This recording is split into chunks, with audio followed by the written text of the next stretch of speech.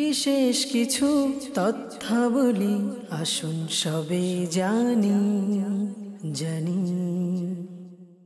আলহামদুলিল্লাহি রাব্বিল আলামিন ওয়াসসালাতু ওয়াসসালামু আলা সাইয়্যিদিল মুরসালিন আম্মা বা'দ ফাআউযু বিল্লাহি মিনাশ শাইতানির রাজিম বিসমিল্লাহির রহমানির রহিম আসসালাতু ওয়াসসালামু আলাইকা ইয়া রাসূলুল্লাহ ওয়া আলা আলিকা ওয়া আসহাবিকা ইয়া হাবিবাল্লাহ আসসালাতু ওয়াসসালামু আলাইকা ইয়া নবিয়াল্লাহ ওয়া আলা আলিকা ওয়া আসহাবিকা ইয়া নূরাল্লাহ।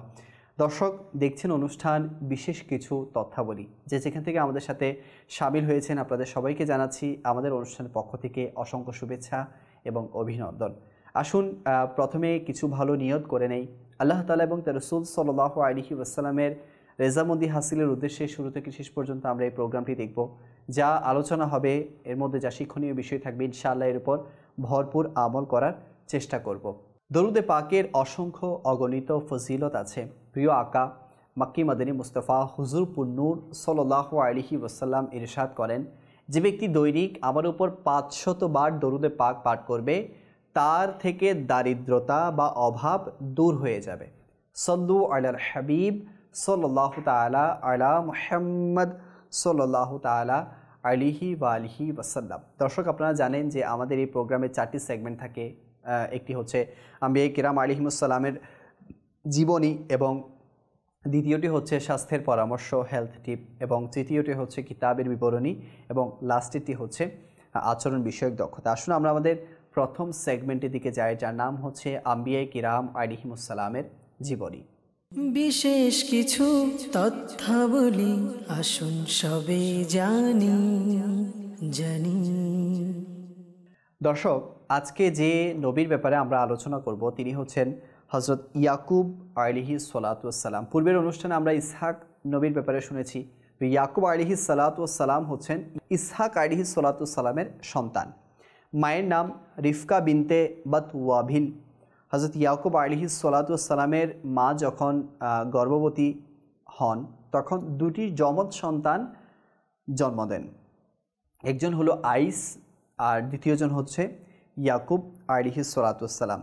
ইমাম সুদ্দির রহমতুল্লাহি তাআলা আলাইহি বলেন, আইস মায়ের গর্ভে কথা বলতো, অর্থাৎ যখন মায়ের গর্ভে ছিল তখন কথা বলতো। মা শুনে তা ইসহাক আলাইহিস সালাতু ওয়াস সালাম অর্থাৎ আপন স্বামীকে বললেন। ইসহাক আলাইহিস সালাতু ওয়াস সালাম স্ত্রীকে বললেন, তুমি যদি কথা বলতে শুনো, দ্বিতীয়বার যখন কথা বলতে শুনবে তবে আমাকে জানাবে। যখন স্ত্রী শুনলেন তখন স্বামীকে জানালেন। হযরত ইসহাক আলাইহিস সালাতু ওয়াস সালাম স্ত্রীর পেটে কান লাগিয়ে দিলে শুনতে পেলেন যে আইস ইয়াকুবকে বলল, আল্লাহর শপথ, যদি তুমি মায়ের গর্ভ থেকে পৃথিবীতে আমার আগে বেরিয়ে যাও তবে আমি আমার মায়ের পেট নষ্ট করে দেব এবং তোমাকেও হত্যা করব। তখন হযরত ইসহাক আলাইহিস সালাতু ওয়াস সালাম বললেন, হে মোবারক পুত্র, তোমার মায়ের হকের প্রতি খেয়াল রাখো। তুমি যে এই সকল কিছু বলছো, অন্তত তোমার মায়ের যে একটা হক আছে সন্তানের প্রতি, এটার প্রতি খেয়াল রাখো। তোমার মায়ের পেট নষ্ট করো না এবং তোমার ভাইকেও হত্যা করো না। মা যখন সন্তান প্রসব করতে লাগলেন তখন আইস ইয়াকুবের আগে অগ্রগামী হলো, অর্থাৎ আইস পৃথিবীতে আগে আসলো আর ইয়াকুব আসলো পরে। এই কারণে আইসকে আইস করে নামকরণ করা হয়, অর্থাৎ অবাধ্য। যেহেতু তিনি অবাধ্য হয়ে ইয়াকুবের আগে বেরিয়ে আসলেন, অথচ ইয়াকুব ছিলেন আইসের বড়। গর্ভে আইসের পূর্বেই ইয়াকুব এসেছিল, আর ইয়াকুব অর্থ পিছিয়ে আসা। যেহেতু বয়সে বড় হয়ে পৃথিবীতে মায়ের গর্ভ থেকে আইসের পরে এসেছে, তাই তার নামকরণ করা হয় ইয়াকুব। তারা দুভাই যখন বড় হলো তখন পিতা ইসহাক আলাইহিস সালাতু ওয়াস সালাম আইসকে বেশি ভালোবাসতেন, আর মাতা রিফকা হযরত ইয়াকুব আলাইহিস সালাতু ওয়াস সালামকে বেশি ভালোবাসতেন। হযরত ইসহাক আলাইহিস সালাতু ওয়াস সালামের বৃদ্ধাকালে দৃষ্টিশক্তি হারিয়ে ফেলেছিলেন। আইস শিকার করত আর মা বাবাকে খাওয়াতো।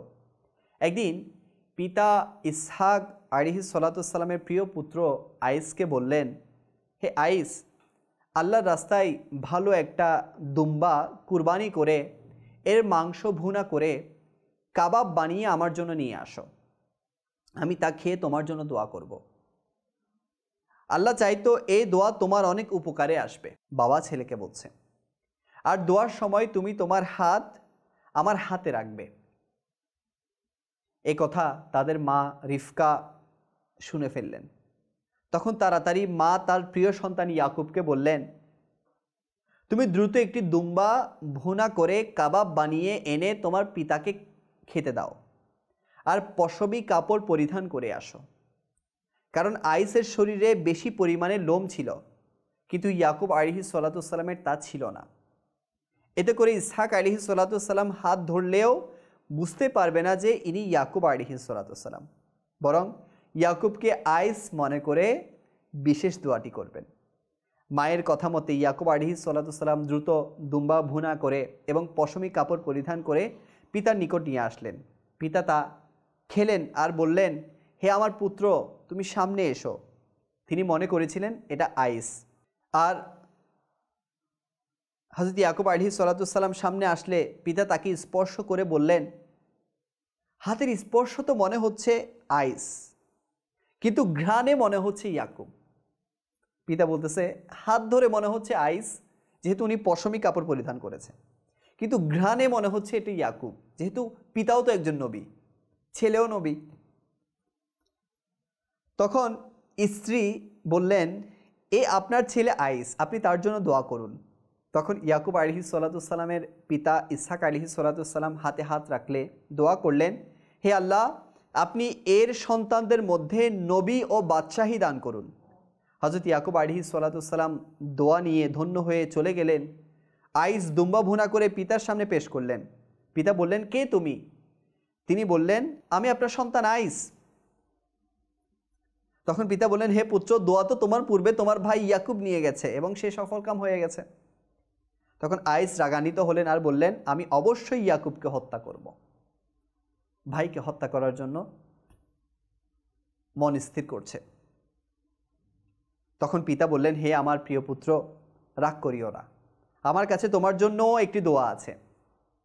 অতঃপর তিনি হাত তুলে দোয়া করলেন আর বললেন, হে আল্লাহ, তার বংশধর বালু পাথর পরিমাণ বাড়িয়ে দিন। বালু আর পাথর যে পরিমাণে আছে তা পরিমাণ বাড়িয়ে দিন। ফলে তার औलाद ও বংশধর অনেক বেশি হয়েছিল। পশ্চিমা দেশে ইস্কান্দরিয়ার তার বংশধর বিস্তার লাভ করেছিল। আইস ছিলেন হলুদ বর্ণের, এ কারণে তার বংশধরকে বনি আসফার বলা হয়। তার এক ছেলের নাম ছিল রোম। বর্তমান রোম শহর যেটি, তার সেই ছেলের নামেই প্রসিদ্ধ হয়েছে। এরপর হযরত ইসহাক আলাইহিসসালাম 160 বছর বয়সে ইন্তেকাল করলেন, দুনিয়া থেকে পর্দা করলেন এবং নিজের মা সারা রাদিয়াল্লাহু তাআলা আনহার পাশেই ওনাকে কবরস্থ করা হয়েছে। কৌশলে হযরত ইয়াকুব আলাইহিসসালামের পিতার দোয়া নেয়াতে আইস তার প্রতি বিদ্বেষভাব পোষণ করতেন। অর্থাৎ ওই যে একটা রাগ তার মনের মধ্যে সবসময় কাজ করতো যে সে কেন এমন করেছিল, আর জন্ম থেকেই তো তার প্রতি একটা রাগ ছিলই। তাছাড়া তিনি যখন ইয়াকুব আলাইহিসসালামকে হত্যার হুমকিও দিয়েছিলেন, তাই মা সর্বদাই ইয়াকুবকে নিয়ে ভয় করতেন যে রিফকা, যেটা ইয়াকুব আলাইহিসসালামের মা ছিল। তাই মা ইয়াকুবকে বলেছিলেন, তুমি নজরানে অর্থাৎ সিরিয়ায় তোমার মামা লাবানের কাছে চলে যাও, তোমার মামার কাছে চলে যাও, তিনি ধনাঢ্য আর সেখানকার সর্দার। তুমি তোমার পিতার ওসিয়ত মতে সেখানে চলে যাও, তার মেয়েকে বিবাহ করো। তখন ইয়াকুব আলাইহিসসালাম রাতের বেলায় কেনআন ত্যাগ করে সিরিয়ার দিকে রওনা হন। অনেকের মতে তার ইসরাইল নামকরণের কারণ এটি, অর্থ ইসরা অর্থ ভ্রমণ করা, আর লাইল অর্থ রাতে, এভাবেই তার নামকরণটি করা হয়। তো এইভাবে তিনি সেখানে চলে গেলেন। এরপর এক সময় সেখানে ওনার বিবাহ হয়। এইভাবে ওনার যে জীবন বৃত্তান্ত এটা আমরা দেখতে পাই। তো এখান থেকে একটি জিনিস যেটা আমাদের জন্য শিক্ষণীয় বিষয়, সেটি হচ্ছে আল্লাহ তাআলার যেটা হুকুম সেটা হবেই, এটার উপর আমাদের আস্থা রাখা চাই। আল্লাহ তাআলা যখন যা করেন ভালোর জন্য করেন, আল্লাহ তাআলা যখন যার মাধ্যমে যেটা করান সেটা ভালোর জন্যই করান। এজন্য ভাইদের মধ্যে বিদ্বেষ না রাখা চাই। এক ভাই যদি কোনো একটা কাজ করেও নেয়, সেটা জের করে, সেটাকে জিদ ধরে আমরা যাতে প্রতিশোধ মনা কোনো মনোভাব না রাখি। আল্লাহ তাআলা আমাদের সবাইকে বোঝার তৌফিক দান করুক। সর্বশেষে আমি ইয়াকুব আলাইহিসসালামের 12 জন সন্তান যেগুলো ছিল সেগুলোর নাম আমি আপনাদের সামনে পেশ করছি। হযরত ইয়াকুব আলাইহিস সালামের প্রথম স্ত্রী ছিল লাইয়া বিনতে লাবান। ওই যে বলেছিলাম মামাতো বোনকে উনি বিবাহ করেছিলেন। ওখান থেকে মোট 6 জন সন্তান হয়েছিল। নাম্বার 1 রুবিল, শামউন, লাভি, ইয়াহুদা, আইসাখার, জাবলুন। এরপর দ্বিতীয় স্ত্রী ছিল রাহিল, এর থেকে 2 জন সন্তান, ইউসুফ আলাইহিস সালাম, এরপর বিন ইয়ামিন। তার মানে বোঝা গেল ইউসুফ আলাইহিস সালাম হচ্ছে ইয়াকুব আলাইহিস সালামের বংশধর। রাহিল কর্তৃক প্রদত্ত দাসী বালহা থেকে 2 জন হয়েছিল, দান, নিফতালি। এরপর লাইয়া কর্তৃক প্রদত্ত দাসী থেকে আবার 2 জন, জুলফা থেকে 2 জন হয়েছিল, জাদ আর ইসাখার। তো এটা হচ্ছে হযরত ইয়াকুব আলাইহিস সালামের সন্তানের তালিকা। আল্লাহ তাআলা আমাদের সবাইকে আল্লাহর নবীদের জীবনী অধ্যয়ন করে সেখান থেকে শিক্ষা গ্রহণের তৌফিক দান করুক। দর্শক, আমরা আমাদের দ্বিতীয় সেগমেন্ট শুরু করছি, যার নাম হচ্ছে স্বাস্থ্যের পরামর্শ, হেলথ টিপ। বিশেষ কিছু তথ্যাবলী আসুন সবে জানি।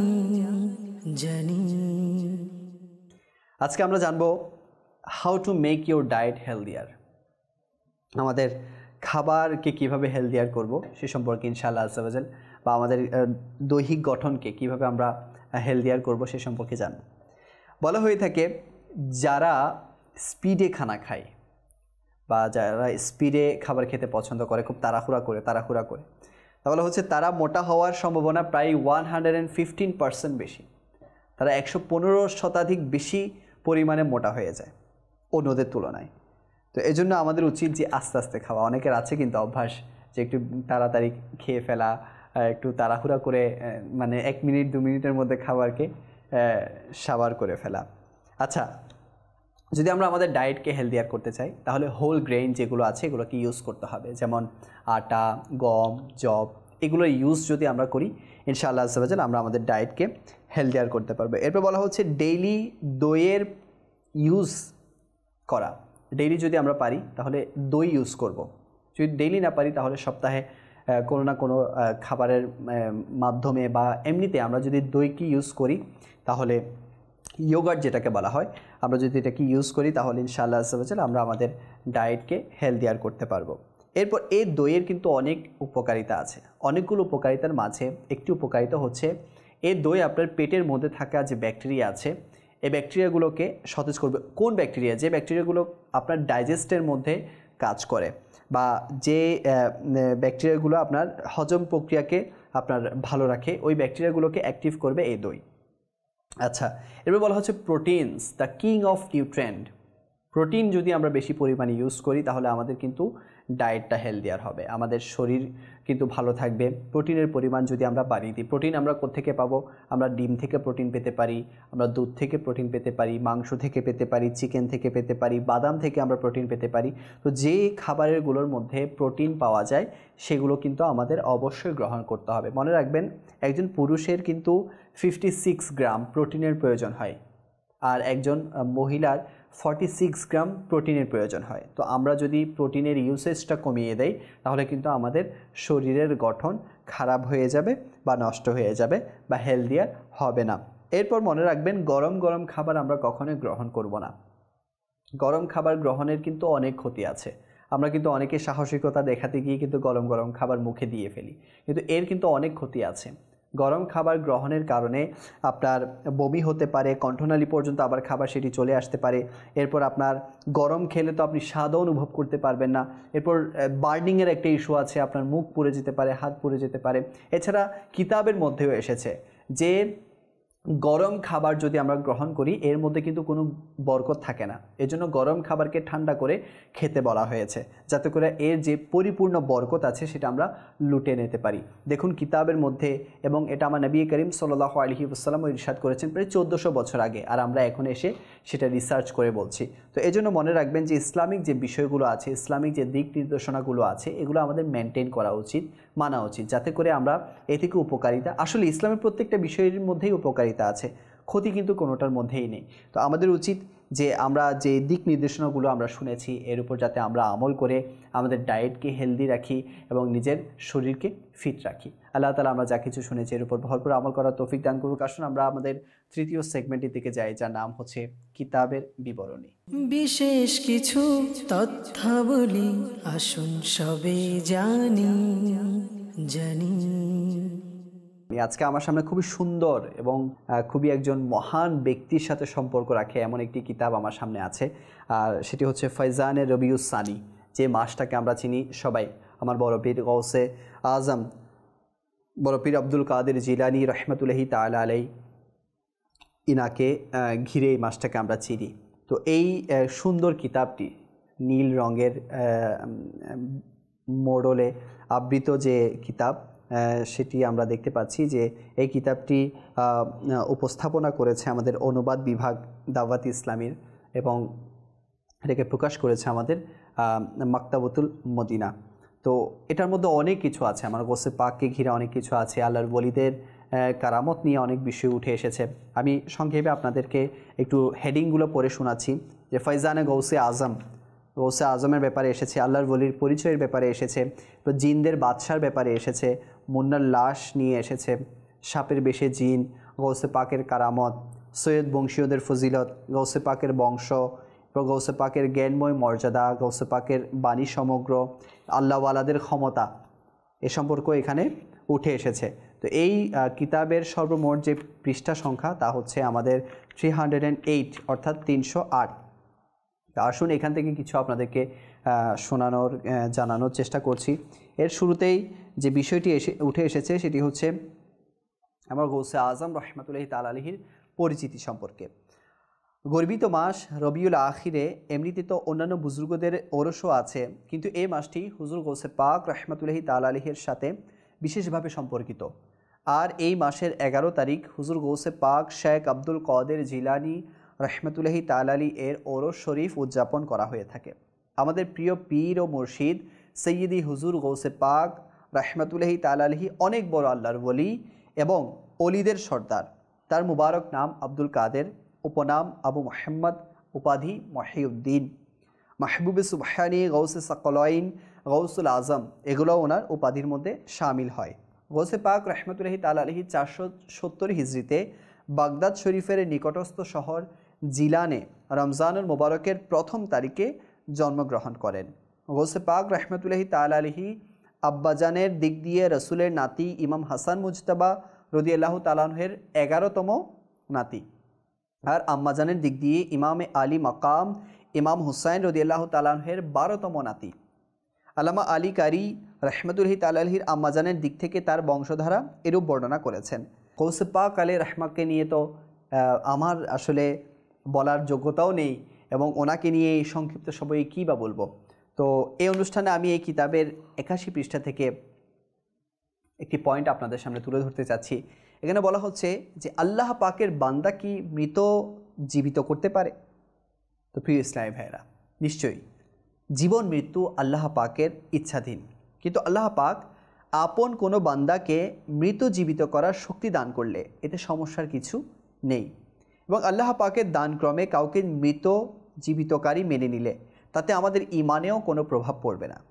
যদি শয়তানের কুমন্ত্রণায় পড়ে কেউ এ মন মানসিকতা তৈরি করে থাকে যে আল্লাহ পাক কাউকে মৃতকে জীবিত করার শক্তি দানই করেননি, তবে এই ধারণা নিশ্চয়ই কুরআনে পাকের আদেশের বিপরীত।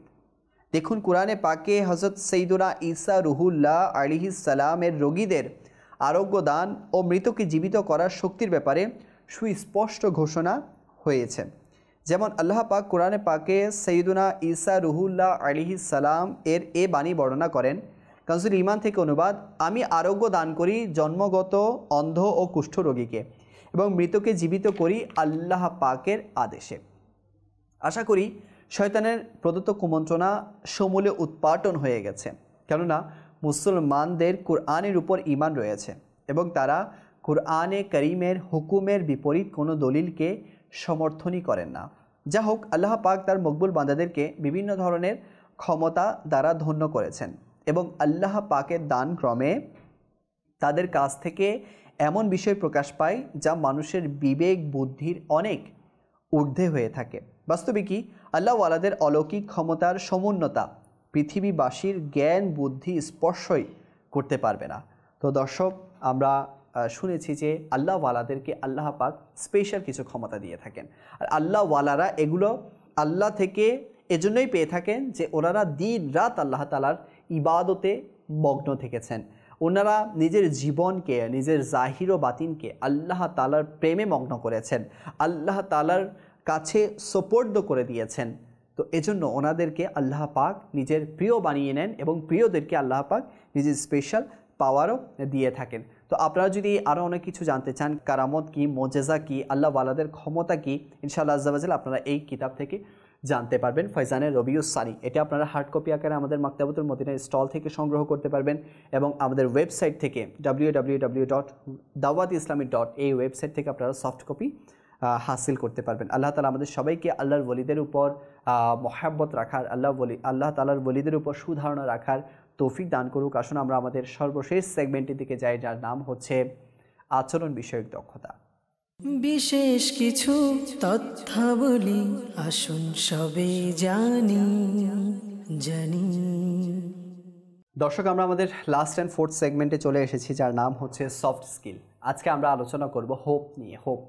হোপ মানে হচ্ছে আশা, হোপ মানে ভরসা, কোনো কিছুর প্রতি আশা করা। মনে রাখবেন, হোপ কিন্তু সায়েন্সের একটা অংশ, সায়েন্সের একটা সাবজেক্ট কিন্তু হোপ। আর হোপের ডেফিনেশন বিভিন্নজন বিভিন্ন রকম দিয়ে থাকেন। তো হোপের একটা ডেফিনেশন হচ্ছে দ্য ওয়ে অফ থিঙ্কিং, চিন্তা করার বিভিন্ন ওয়ে, এটা কিন্তু হোপ বলা হয়। আচ্ছা, হোপ দুইটা বিষয়ের উপর নির্ভর করে। একটা হচ্ছে, যেমন হোপ তখনই বলা হবে যখন আপনি একটা রাস্তা নির্ধারণ করবেন যে আমাকে এই রাস্তা দিয়েই চলতে হবে, তখন হোপ রাখা যাবে। এরপর আমি যে এই রাস্তা দিয়ে চলছি, যে জিনিসটার জন্য চলছি, এটার জন্য আমার উইল পাওয়ার থাকতে হবে যে আমি এটা অর্জন করব, আমি এটাকে গেইন করব, অ্যাচিভ করব, এই রাস্তা দিয়ে গেলে আমি ওই জিনিসটা পাবো, আমার মধ্যে ওই পাওয়ারটা আছে, আমার মধ্যে ওই যোগ্যতাটা আছে। এই দুটো জিনিস যখন থাকবে তখন আপনি কোনো বিষয়ে হোপ রাখতে পারবেন। আপনি কোনো পথ নির্ধারণ করলেন না, কিন্তু আপনার চরম ইচ্ছা শক্তি আছে ওই জিনিসটা অর্জন করার, তাহলে আপনি হোপ রাখতে পারবেন না, বা আপনার হোপ রাখাটা বোকামি হবে। বা আপনার উইল পাওয়ার নেই কিন্তু আপনি রাস্তা নির্ধারণ করেছেন, তাহলে কিন্তু সেটাকে হোপ বলা যাবে না। অনেকে আমরা হোপ আর আশা বা উইশ, যেটাকে বলা হয় হোপ আর উইশ, এই দুটাকে এক জিনিস মনে করি। মনে রাখবেন, উইশ তো আলাদা জিনিস সম্পূর্ণ। যেমন আমি উইশ রাখতে পারি, আমার উইশ থাকতে পারে যে আমি যদি মিলিয়নারি হতে পারতাম, আমি যদি গাড়ি বাড়িওয়ালা হতে পারতাম, আমার যদি এটা থাকতো ওটা থাকতো, এটা এরকম অনেক আমরা উইশ করতে পারি। কিন্তু হোপ হচ্ছে যেটা আমি গেইন করতে পারবো, ওইটাই হচ্ছে হোপ। হোপ আর উইশ এক নয়। তো হোপ বিভিন্ন ধরনের হয়ে থাকে। বাবা মারা আমাদের উপর হোপ রাখে যে আমি ভালো বড় হয়ে ভালো কিছু হব। টিচাররা আমাদের উপর হোপ রাখে যে আমরা লেখাপড়া করে ভালো কিছু অর্জন করব। এরপর আমাদের ওয়েল উইশাররা আমাদের উপর হোপ রাখে। তো এজন্য মনে রাখবেন যে ওরা হচ্ছে হোপ গিভার, আমরা হচ্ছি হোপ টেকার। তো ওরা যদি আমাদেরকে ভালোভাবে এনকারেজ না করে, তাহলে কিন্তু আমরা কোনো একটা হোপ যেটা আমরা করছি সেটা অর্জন করতে পারবো না। তো এজন্য আমরা হোপ অবশ্যই রাখবো, হোপ অবশ্যই করব, আশা অবশ্যই করব, কিন্তু আমাদের লক্ষ্য নির্ধারণ থাকতে হবে, রাস্তা নির্ধারণ থাকতে হবে, সাথে সাথে আমাদের উইল পাওয়ার থাকতে হবে এই জিনিসটা অর্জন করার। একটা জিনিস মনে রাখবেন, আল্লাহ তাআলা কোরআনে পাকে ইরশাদ করে দিয়েছেন, আল্লাহ তাআলা সব কিছুর উপর কাদির। তো আমরা যদি কখনো কোনো বিষয়ে ফেল হয়ে যায়, আমরা যদি কোনো একটা জিনিস অ্যাচিভ করতেও না পারি, কখনো যাতে নিরাশ না হয়ে যায়। আল্লাহ তাআলা চাইলে সব কিছু পারেন। আল্লাহ তাআলার উপর ভরসা রাখতে হবে যে আল্লাহ তাআলা আমাকে হয়তো এটা এখন দেয়নি, পরবর্তীতে দিবে, বা যখন আমার এটা পাওয়ার সময় আসবে তখন অবশ্যই আমি এটা অর্জন করতে পারবো। তো এই জন্য আল্লাহ তাআলার হোপ রাখবেন, হোপ অনুযায়ী কাজও করবেন। যদি না হয় আল্লাহ তাআলার উপর ভরসা রাখবেন। প্রত্যেকটা কাজে আল্লাহ তাআলার উপর ভরসা। আল্লাহ তাআলা যদি চায় অবশ্যই হবে, আল্লাহ তাআলা যদি চান তাহলে এই জিনিসটা অবশ্যই সম্পূর্ণ হবে। তো এজন্য আমাদের উচিত যাতে আমরা আল্লাহ পাকের উপর প্রত্যেকটি কাজে, প্রত্যেকটি ধাপে, প্রত্যেকটি ক্ষণে আমরা যাতে ভরসা করি। আল্লাহ তাআলা আমরা যা কিছু শুনেছি এর উপর ভরপুর আমল করার তৌফিক দান করুক। আপনারা দেখেছেন অনুষ্ঠান বিশেষ কিছু তথ্যাবলী, আজকে এতটুকুই। ইনশাআল্লাহ আজ্জা ওয়া জাল পরবর্তী অনুষ্ঠানে আপনাদের সাথে দেখা হবে। আপনাদের সুস্থতা কামনা করে এখানেই শেষ করছি। আর মাদানী চ্যানেল দেখার দাওয়াত দিয়ে এখানে শেষ করছি। সাল্লু আলাল হাবিব সাল্লাল্লাহু তাআলা আলা মুহাম্মদ সাল্লাল্লাহু আলাইহি ওয়াসাল্লাম। বিশেষ কিছু তথ্যাবলী আসুন সবে জানি।